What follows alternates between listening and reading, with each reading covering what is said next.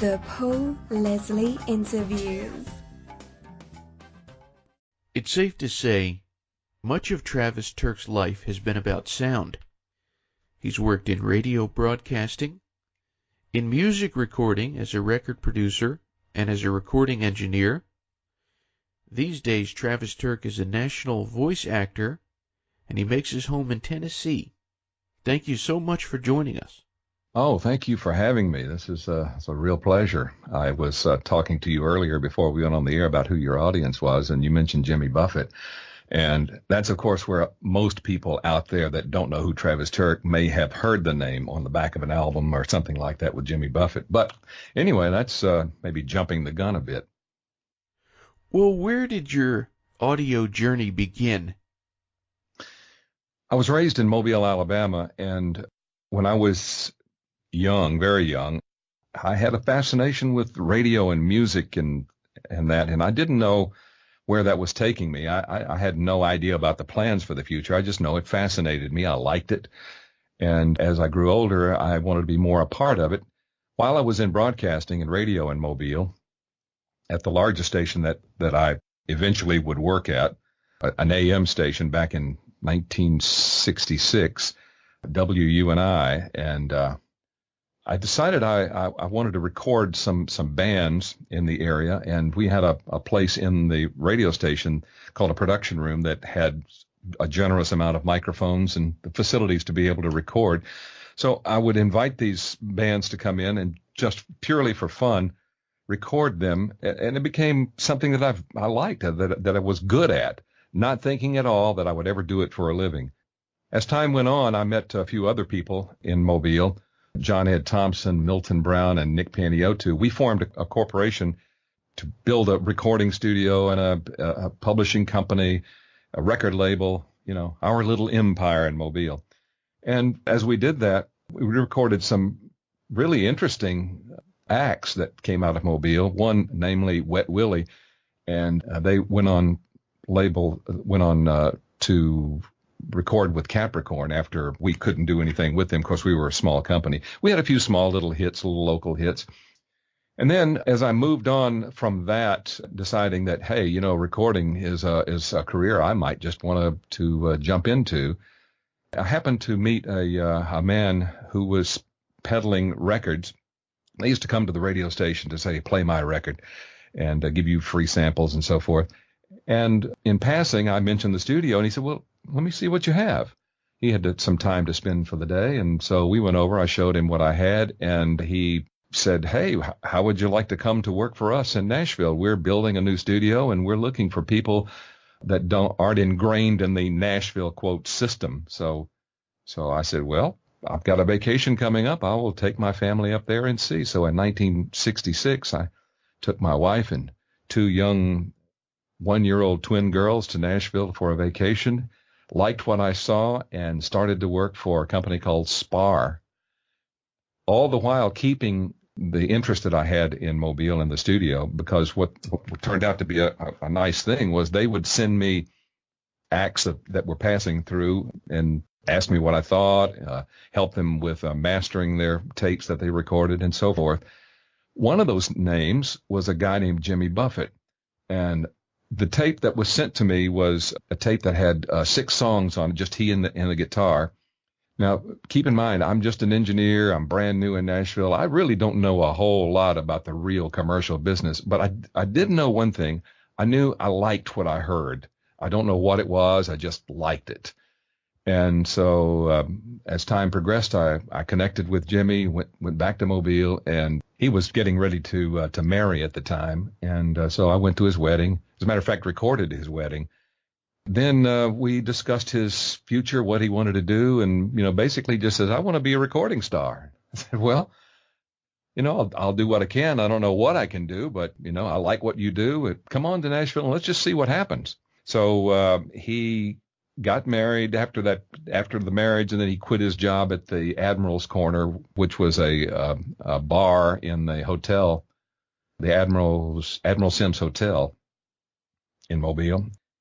Anyway, he came to Nashville, stayed with us a few days, and we went into the studio after hours and just recorded his stuff, all of his songs. I just said, I want to hear everything you've got. And I just rolled the tape and just let him sing. His wife, Margie, was sitting in the corner in the control room reading a book, and Jimmy and I were having fun just listening and recording. Well, as time went on, we what we call fleshed out some of these songs. As I said, he had recorded them originally with his guitar, and we took some of the songs that we really, really liked, that I liked. He liked them all, of course. They were his children. And we got a few musicians together and decided, hey, this will make a nice little demo. Well, we did, maybe 10 songs that way out of the, I don't know, probably 30 or 40 songs that we recorded with just he and his guitar. And I took those songs and peddled them around to various companies with the help of a guy named Milton Brown, my partner in Mobile, who was also a singer, writer, publisher in his own right, had some success. Anyway, we peddled the songs around, and the short story is that a friend that I was working with at this company called Spar was a guy named Buzz Kaysen, and he liked what I presented him. I said, "What do you think of this guy?" And he said, "I like him. I'll tell you what I'll do. I will sign him to a writer's contract, and then you can produce the records through my production company." I said, "Well, that sounds great to me." So that's the beginning of the Jimmy Buffett saga. We recorded a couple of albums before he moved on to, in his mind, greener pastures. Then, we really didn't see much of each other after all of those years. As time moves on, about 7 years ago, I happened to look in a box and saw all of these guitar demos and other things that I had kept from. I'm a pack rat. I kept them, and I called Jimmy up one day. I said, "Look, I've got all these tapes. You really should think about a sort of a Genesis CD. This is the first stuff that I did. These are the songs that I started writing when I was a young guy with hair on my head and a lot of spunk and vigor. And maybe your fans would like to hear those songs." And he could not remember any of these songs. I presented him a list of probably 50 or 60 songs, and he looked through that list and said, "Travis, I can't remember any of this stuff. I'd love to hear it." Well, the long and short of it is, 7 years later, as a matter of fact, just last December, we decided that this would be a good project to give to his fans. And so we recorded a DVD and a CD with some of those songs on it, and his vocal description of how he came to start his relationship with me and Milton and the studio that I had in Mobile, and on all of these songs. And so look for that. That's going to be a really interesting project. I actually haven't seen the finished product itself, although I've lived with all of those tapes for how many years has it been, since 1966? So anyway, that's my story about Jimmy Buffett, and I'm sticking to it. What is the title of this upcoming release you're talking about here?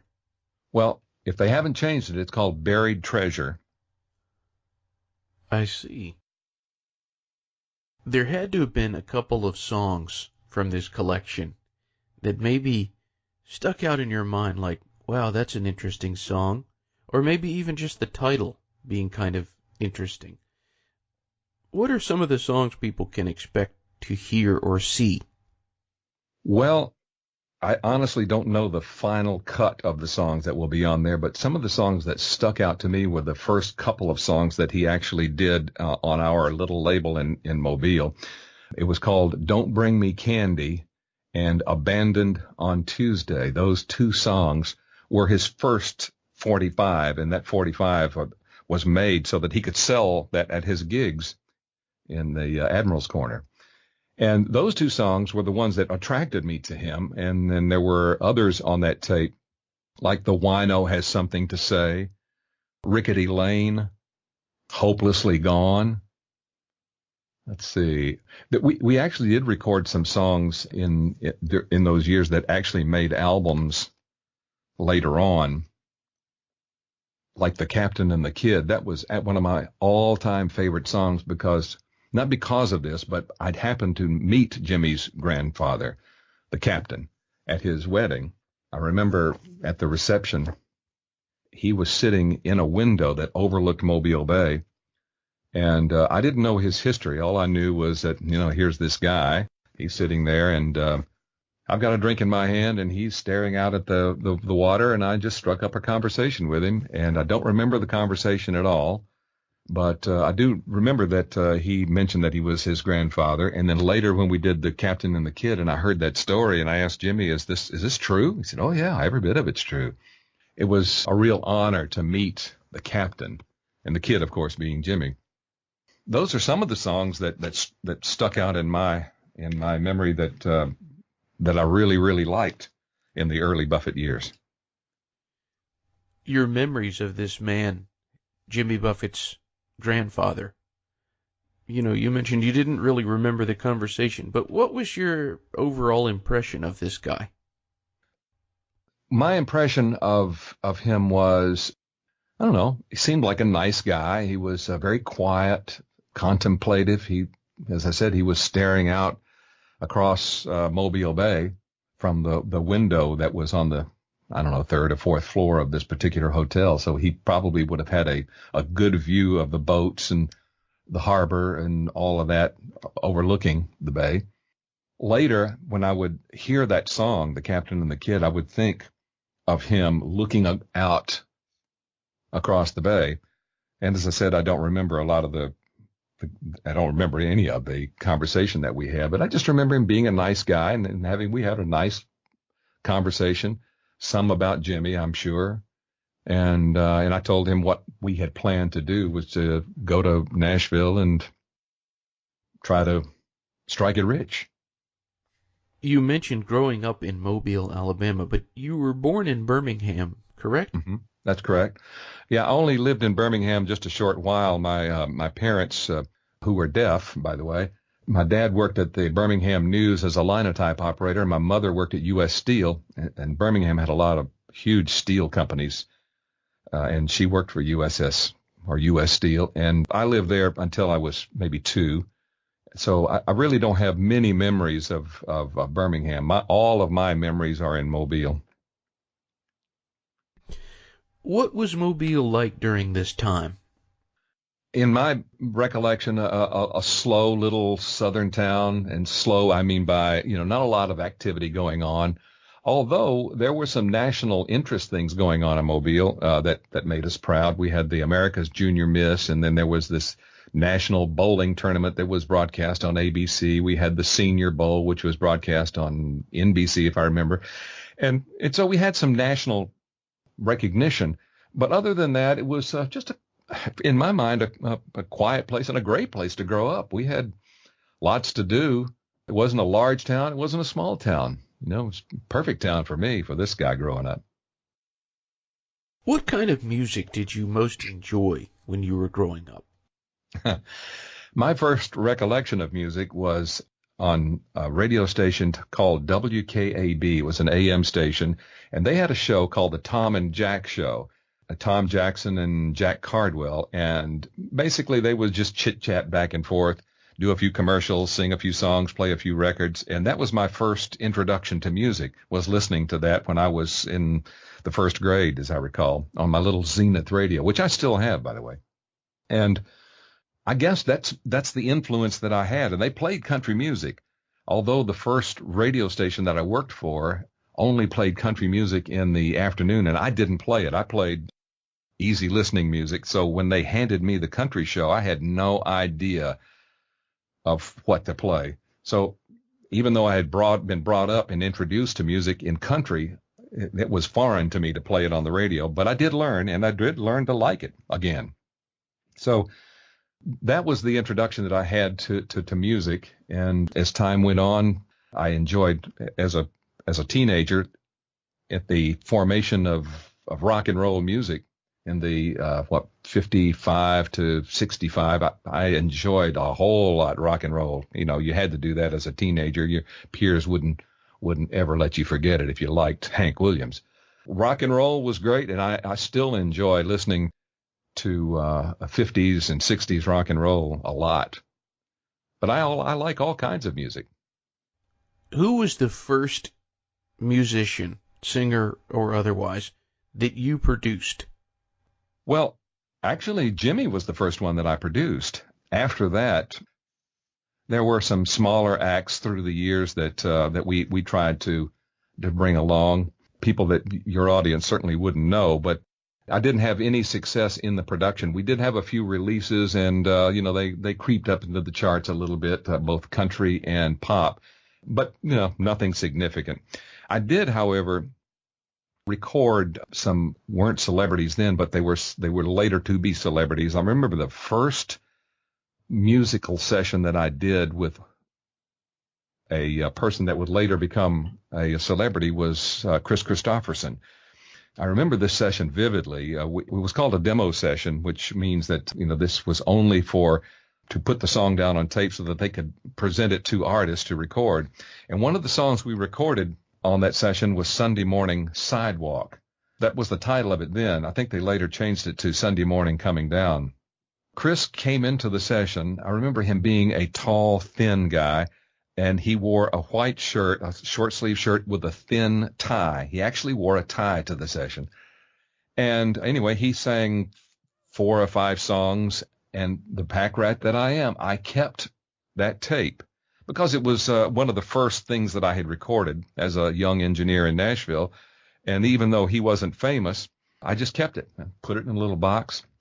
Well, fast forward to 1999, 2000, somewhere in there, I was working at a place that did interviews, and one of the persons to be interviewed was a guy named Kris Kristofferson. And I thought, well, I think I'll get that tape out and look at it again. I pulled the tape out and looked at it, and I had misspelled his name, Kris with a C and Kristofferson, I think with a C, maybe again. Anyway, he came in and I said, look, before we start, I want to show you something. So I showed him the tape, and I happened to have it queued up to a Sunday Morning Coming Down, Sunday Morning Sidewalk. And I said, take a listen to this. So I played him the demo, which he hadn't heard since 1969. And he listened to it, and his head is down. And the first thing he says, I could not hit that key if my life depended on it. His voice, of course, had dropped a lot lower. Anyway, he was fascinated, and his wife was with him, and we chatted a bit, and then we did the demo. He told me that they were just in the production of doing exactly what we're doing with Jimmy now, which is gathering up all of his early stuff and making these demos available as a package, a CD package. I don't know what happened with that. And I don't understand why that they didn't have this Sunday Morning Sidewalk on the project. Anyway, that's something that will remain a question mark. But anyway, that was the first celebrity that I recorded as a music session. Going back to Jimmy Buffett here, so it's correct to say that the first artist that you produced, Jimmy Buffett, his first album was also the first for you. Yeah, first one. What are your recollections of making that album, Down to Earth, his very first? Well, we didn't record it as an album, actually. I told you earlier that we had recorded these demos, these fleshed out demos, and most of those songs were part of the album package. When we packaged up these 12 songs and presented it to Mike Shepard, who was the head of the label here in town for Barnaby Records, which was owned by Andy Williams, he liked everything about it. And I said, okay, well, great, give us some money and we'll go in and recut everything. He said, no, we want to keep what you have. We like what you've got. I said, but we can have, I was the drummer on the thing. And I said, we can get a better drummer. We can clean all this up and make it more presentable. He said, no, we like this.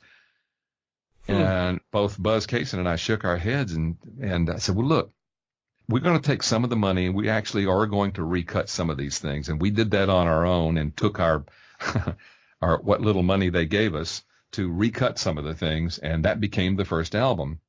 So some of the songs that are on there, I'm still playing drums. And we had friends like Bob Cook, who was Jimmy's mentor back in Mobile at the club he first played in.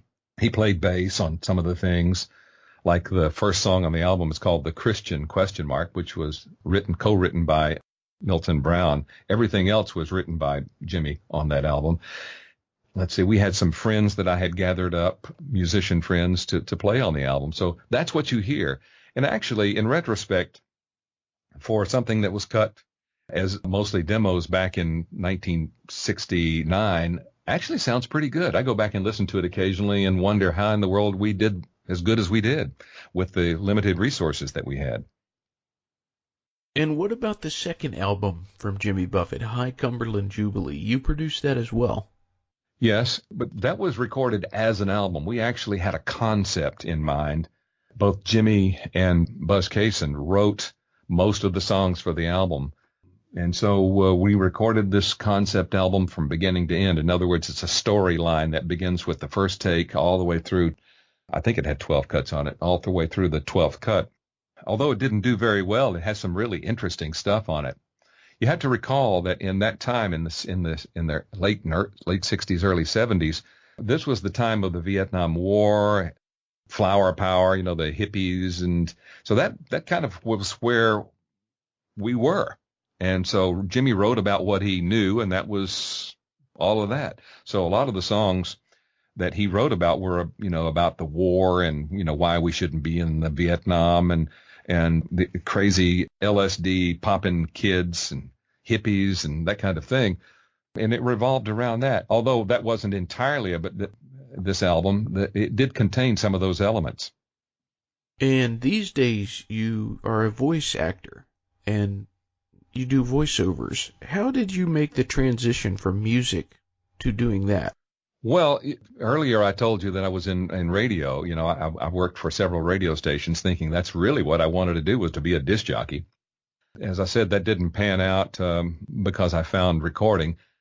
Because I had experience in broadcasting, I had, I was able to know how to read scripts and to announce. So as I decided I was going to retire from the music business and recording engineering and all of that, I decided, what am I going to do at home? I had been told by many friends, you don't want to do you don't want to do nothing. You want to do something to keep your mind occupied. And I said, well, I like talking. I like reading commercials and that kind of thing. So why not just put a little studio in my home and in my spare time read some of this stuff?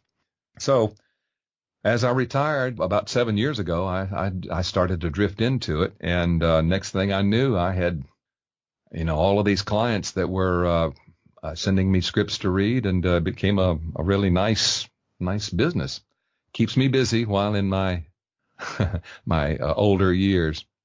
Tell us about some of the more memorable projects you've done as a voice actor. Well, recently I was signed by NBC to do commercials for the Winter Olympics and the now defunct Celebrity Apprentice. And I did some work for PBS for the Ken Burns special, I guess you call it, National Parks. I've done commercials for Wrangler Jeans, for Can-Am Defender, Lear Capital, Mr. Rooter. Not only commercials and promos, which those are, but the things that I call industrials are things like I'm the voice of the Ronald Reagan Presidential Museum. So when you go in there and you go up to a kiosk or sit down in front of a movie screen, you will hear me and Ronald Reagan talking about things in his presidential life. Same thing with the George W. Bush Presidential Museum. And I've done political campaigns. I do lots of commercials for casinos around the country, for banks. Healthcare is a big issue right now with the baby boomers hitting the markets. And so I do a lot of healthcare commercials. TV promos for television stations. The biggest one I've got is WRNN in New York. And I've done many international industrials things. One of my biggest clients is in Turkey, and this is one of the hardest things that I have to do. They send me the English version, although it has a lot of Turkish names, and so I have to learn to pronounce these in a very Turkish way, which is very difficult. So, yeah, that's some of the things that I recall.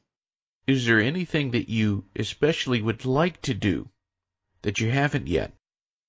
Well, as it relates to the business that I'm in now, I'd like to just settle into doing what are called promos for radio and TV stations, and just some small commercials that, when I say small, I'm talking about 30 seconds. Those are the things that I'm doing mostly now, and I would really like to just continue doing those. And, more high-profile stuff, of course, is nice to talk about. Do you have any stories about where you were in a place, maybe, that unexpectedly you heard a voice and you thought, that sounds like me, and it was? Happens all the time. Yeah? Yeah. My memory is, what I like to do with these things is record them and forget them. Just, open up the space for new, brighter frontiers in my head. So I've really pushed them out of my memory. And I'll be sitting in front of the television watching a show, and halfway through a commercial, I'll realize that's me. So the next time I hear it, of course, I'm aware that it's out there and it's playing, and then I'll remember it. But it happens all the time. One interesting thing that happened back when I started about 7 or 8 years ago doing it full time was I had done I'll call it a kiosk for the Tennessee Aquarium in Chattanooga, Tennessee. And it was on otters. And it was just a few paragraphs about otters, how they live and where they, what they do, that kind of thing. You stare in this exhibit and see them and jumping around, and you hear my voice. Totally forgot about it. And my grandkids were taken to the aquarium. And as they were standing in front of the otter exhibit, it started to play. And my 5-year-old granddaughter said, "That's Granddaddy." And my daughter said, "Well, it sure is." So she came back and said, "Did you do something for the Tennessee?" "Yeah." I said, "I think I did." So that's another example of just, record it, forget it, get the check and move on. I don't know if people ever compare you in terms of your speaking voice to other people, but your cadence, many times I've been thinking this throughout the interview, is similar somewhat to Alan Coulter's. Oh yeah, the announcer on the Tonight Show. Or The Late Show with Letterman. The Late Show, yeah, that's right, yeah. Oh, really? I hadn't thought about that. Well, that's a compliment, I think. I think you both have great voices. Well, thanks. Whose voice do you admire? None stick out, though. I like the guys that have a real strong recall about any subject and can just rattle it off and do it in a very professional way.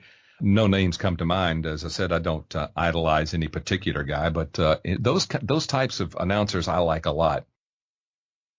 Looking on your website, and for all the listeners out there, they can visit travisturk.com. You've met many, many iconic people in lots of walks of life. Who were you very impressed by? Let's see. I'm struggling to remember his name now. Just totally blanked out. Oh, yeah. Okay. Got a good story for you. Well, the person that impressed me probably the most of any celebrity that I've ever met was Garth Brooks. I was in a session with him once, and once we had finished this hour and a half's worth of work, which for most celebrities was a drudgery, but he came out with a smile on his face and signed a few autographs for the people that asked him. And the one guy that asked for an autograph said, "This one's for my daughter who is in the hospital." And I saw him perk up, and he said, "Well, what's wrong?" He said, "Well, she's in the hospital and he named some disease." "Well, where is she? What hospital is she in?" "Well, she's in St. Mary's in Louisville."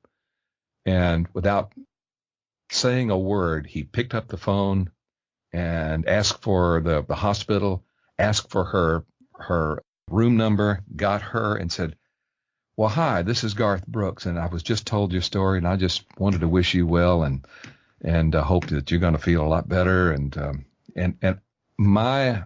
the stock in Garth Brooks, as far as I'm concerned, went sky high. I just thought, this guy is for real. I like this guy a lot. And there are several other stories that I could tell you about Garth that are very similar, that are just like that. He's just a real honest person. So, what was the circumstance of you working with Mr. Brooks?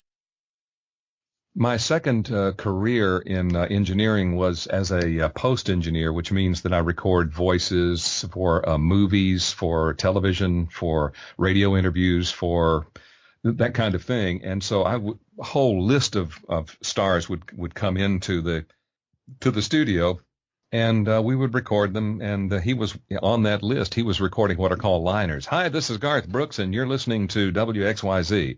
That kind of thing. He'd do an hour and a half of those things. And that's a lot of what I did during that time at this particular studio. Other people on that list were, like Bill Anderson of the Grand Ole Opry, Mel Tillis, Crystal Gale, Reba McEntire, Eddie Arnold, Chet Atkins, Winona, and, I remember one that would be interesting is the Chipmunks. The guy that does his voice, or their voice, is a guy named Ross Bagdasarian.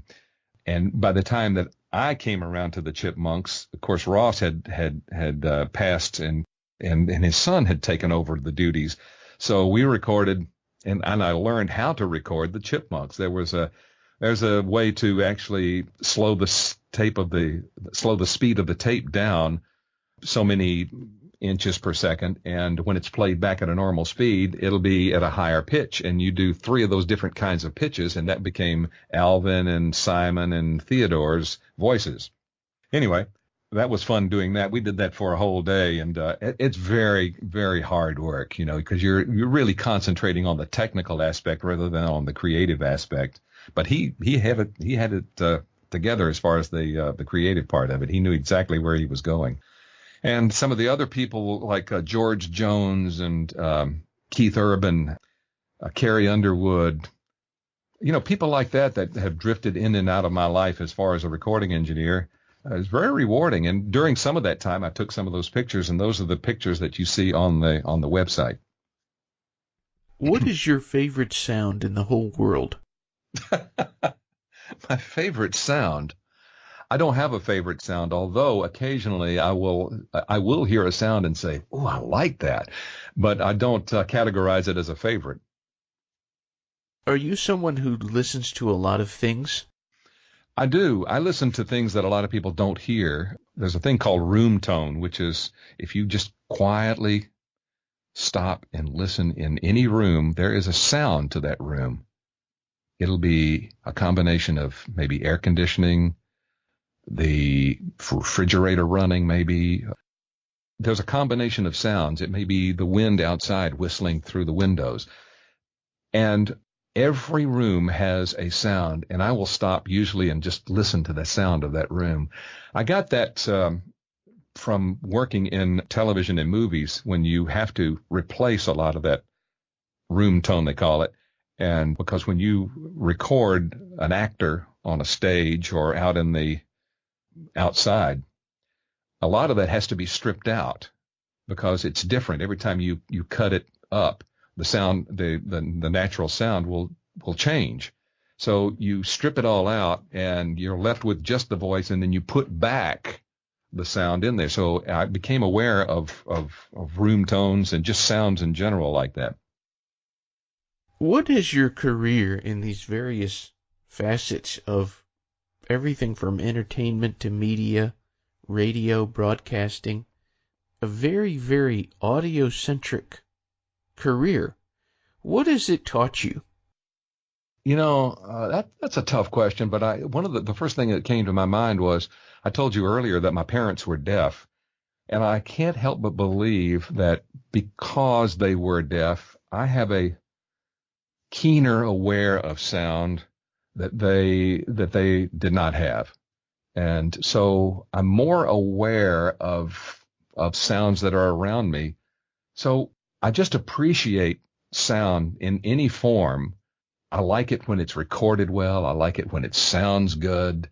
And I will comment on it to my wife, who, to her dismay, doesn't like it. That she wants to enjoy her movie and her television without me saying, "Golly, that voice is distorted. Why did they record that with so much high end?" All of that stuff. So to that degree, I guess it's not good. But that I've become a fan of the sound of a lot of things, but nothing that's to my detriment, I don't think.